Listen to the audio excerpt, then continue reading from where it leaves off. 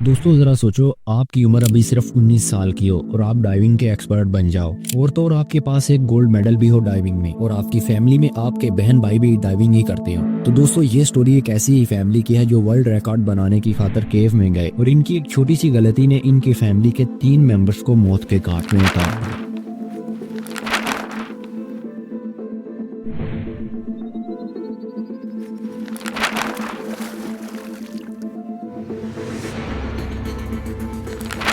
Hello friends, my name is Aves and now you are watching the documentary on the Shaft sinkhole disaster। ये है 19 साल की Christine millet. 28 मई 1973 ये लोग इस इंटरेस्टिंग होल में डाइविंग करने के लिए जाते हैं, लेकिन इनकी सारी उम्मीदों पर पानी फिर जाता है।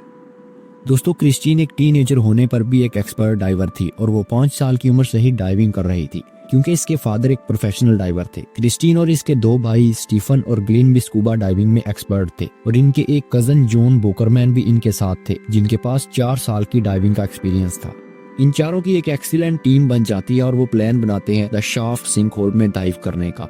ये केव एक छोटे से वेल की तरह दिखाई देती है जिसके नीचे 2 ना खत्म होने वाली केव्स हैं जिनमें पानी भरा हुआ है। दोस्तों ये केव माउंट गैम्बियर और ओशन के बिल्कुल दरमियान में है। इस जमीन को एक डेयरी फार्मर की तरफ से ओन किया जाता है। दोस्तों इस केव का मिलना बहुत ही इंटरेस्टिंग था। एक दिन फार्मर अपने घोड़े को लिए आ रहा था और अचानक वो घोड़ा इस सिंक होल में गिर जाता है। वो फार्मर बहुत हैरान होता है।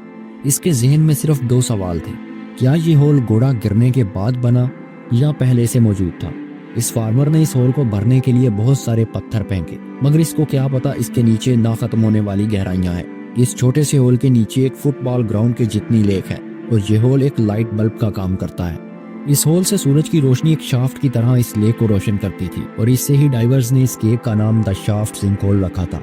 इस केव के एंट्रेंस के स्ट्रेट नीचे ही बहुत सारे पत्थर पड़े हुए हैं जो इस लैंड ओनर ने इस होल को बंद करने के लिए फेंके थे, मगर अब वो एक सिग्नल की तरह काम करते हैं कि होल एग्जैक्ट इस पॉइंट के ऊपर है। इस रॉक पाइल से आगे 2 अपोजिट केव्स निकलती हैं, एक पाइल की लेफ्ट साइड पर जो 407 फीट गहरी है और दूसरी राइट साइड पर जो 260 फीट गहरी है।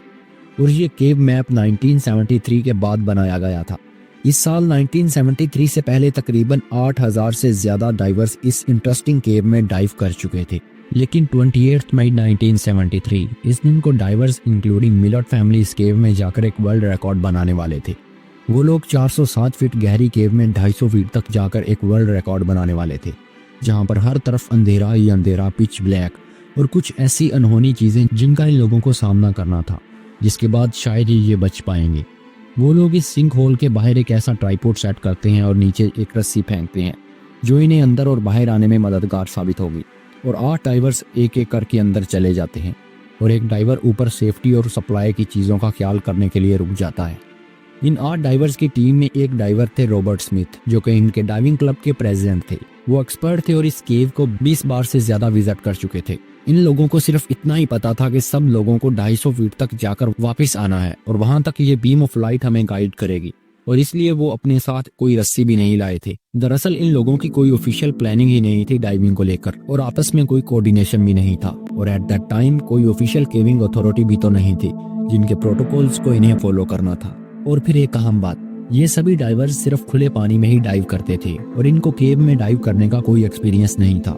खुले पानी में डाइवर्स रोशनी और साफ पानी की वजह से आसानी से डाइव करते हैं और केव में होता है इससे उलट। एट स्टार्ट सब कुछ आम रूटीन की तरह नॉर्मल था। Christine, Stephen, John, Gordon north west cave में बहुत तेजी से डाइव कर रहे थे। इनका प्लान था 250 फीट पर जाओ और बस वहां पर हाथ लगाकर फौरन से मुड़ाओ, मगर इनको ये नहीं पता था कि भाई वहां तक जाने का रास्ता कई बिलों से होकर गुजरता है। दोस्तों एट दैट टाइम 1973 में diverse common oxygen cylinder use किया करते थे और स्पेशल केमिकल्स वाले सिलेंडर अभी नहीं बने थे। कॉमन सिलेंडर की एक लिमिट होती है कि वो सिर्फ इतनी डेप्थ तक यूज किया जा सकता है और फिर इतनी ज्यादा डेप्थ में नाइट्रोजन नार्कोसिस की कंडीशन का सामना करना पड़ता है जिसमें नाइट्रोजन बॉडी में बहुत ही ज्यादा अब्सॉर्ब होने लगती है, बॉडी को चक्कर आने लगते हैं और बॉडी एक ड्रंक मैन की तरह बिहेव करने लग जाती है। और इन 2 बड़ी मुश्किलात के बाद एक स्टक पॉइंट भी इनका वेट कर रहा था और इधर 180 फीट तक नाइट्रोजन नार्कोसिस के इफेक्ट्स शुरू हो जाते हैं। रॉबर्ट स्मिथ बहुत ही एक्सपीरियंस डाइवर थे और वो सिग्नल देकर फौरन से मेन चैम्बर में वापस आ जाते हैं और ग्लिन क्रिस्टीन के बिल्कुल पीछे था और वो क्रिस्टीन को वापस चलने को कहता है, लेकिन वो ऐसा नहीं करना चाहती थी। वो ज्यादा डीपर जा रही थी और ग्लिन भी सिग्नल देकर वापस चला आता है। रॉबर्ट स्मिथ के बाहर पहुंचने के 8 मिनट बाद ग्लिन भी वापस पहुंच जाता है और फिर रोनाल्ड और पीटर भी वापस चले आते हैं क्योंकि इनके सिलेंडर्स में ऑक्सीजन खत्म हो चुकी थी। और फिर रॉबर्ट इनसे इनके बाकी टीममेट्स के बारे में पूछता है। वो कहते हैं कि वो पीछे आते ही होंगे और कुछ देर बाद इनको इस बात का एहसास हो गया कि अब तक उन लोगों की तो ऑक्सीजन खत्म हो चुकी होगी। ग्लिन जल्दी से दोबारा केव में जाता है और 225 फीट की गहराई में जाकर उसे वहां पर गॉर्डन की हेडलाइट और कैमरा मिलता है। ग्लिन इस सिचुएशन का सामना नहीं करना चाहता था, मगर अब ये सच हो चुका था।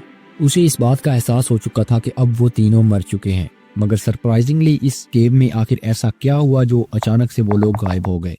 तो दोस्तों, क्रिस्टीन और इसके बाकी साथियों को नाइट्रोजन नार्कोसिस के इफेक्ट्स का सामना शुरू हो चुका था, मगर ये लोग सिर्फ एक ही गोल पर फोकस किए हुए थे। इन लोगों का प्लान था जल्दी 250 फीट नीचे जाकर वापस आना है। मगर जब वो लोग 230 फीट नीचे गए तो पानी इनकी मूवमेंट की वजह से सिल्टेड होने लग जाता है और अब वो लोग पानी में कुछ देखने के काबिल नहीं थे, न आगे का रास्ता न पीछे मुड़ने का, और ना ही एक दूसरे को देख सकते थे। और इतनी डेप्थ में इनके सिलेंडर्स की एयर कंप्रेस हो चुकी थी जिसकी वजह से वो एक टाइम पर जरूरत से ज्यादा ऑक्सीजन यूज कर रहे थे। इन लोगों को इस बात का एहसास हो चुका था कि अब इनका निकलना नामुमकिन है और फिर क्रिस्टीन रॉबर्ट का हाथ पकड़े केव की सीलिंग के साथ पीछे की तरफ मुड़ने लगते हैं और जॉन आगे की तरफ बढ़ता रहता है। मगर ये इतना आसान नहीं था और आखिरकार इन लोगों की वही डेथ हो जाती है और फिर ये केव डिजास्टर हिस्ट्री का सबसे ब्लडीएस्ट केव एक्सीडेंट बन जाता है। और फिर अगले दिन वहां पर पुलिस इन्वेस्टिगेशन करने के लिए आती है। डाइवर्स को अंदर केव में भेजा जाता है, मगर इनको भी इस सिल्टेड वाटर में कुछ नहीं मिलता और फिर इन लोगों को यही पड़े रहने दिया जाता है। मगर कुछ अर्सा बाद एक डाइवर्स की टीम इस केव की डॉक्यूमेंट्री बनाने के लिए आती है और इन लोगों ने इस केव के एंट्रेंस पर एक बहुत बड़ी लाइट लगा दी जिससे सारी केव लाइट अप हो गई और अचानक से एक डाइवर को लगा कि इसके पीछे कोई है, तो इसने नजदीक जाकर देखा तो वो स्टीफन रॉबर्ट की डेड बॉडी थी। और जब इस बात का लैंड ओनर को पता चला कि इसकी जमीन के नीचे 3 डेड बॉडीज पड़ी हुई हैं, तो इसने फौरन ही एक डाइविंग टीम से कांटेक्ट किया और फिर वो डाइवर्स 200 फीट की गहराई तक गए। वहां पर इनको क्रिस्टीन की डेड बॉडी मिली और फिर इससे थोड़ा आगे ही रॉबर्ट की डेड बॉडी मिली और फिर इससे आगे 20 फीट नीचे जॉन वॉकरमैन की डेड बॉडी पड़ी हुई मिली और अब सिर्फ क्रिस्टीन मिलट फैमिली का एक ही मेंबर जिंदा बच चुका था। और फिर इस केव डिजास्टर के बाद ऑस्ट्रेलिया में एक केव एसोसिएशन अथॉरिटी बनाई गई इस इंडस्ट्री को चलाने के लिए, फर्दर डिजास्टर्स को रोकने के लिए, और नए रूल्स बनाए गए और डाइवर्स को प्रॉपर गाइड किया गया। I hope you like this video, like video and subscribe to my channel. Thank you.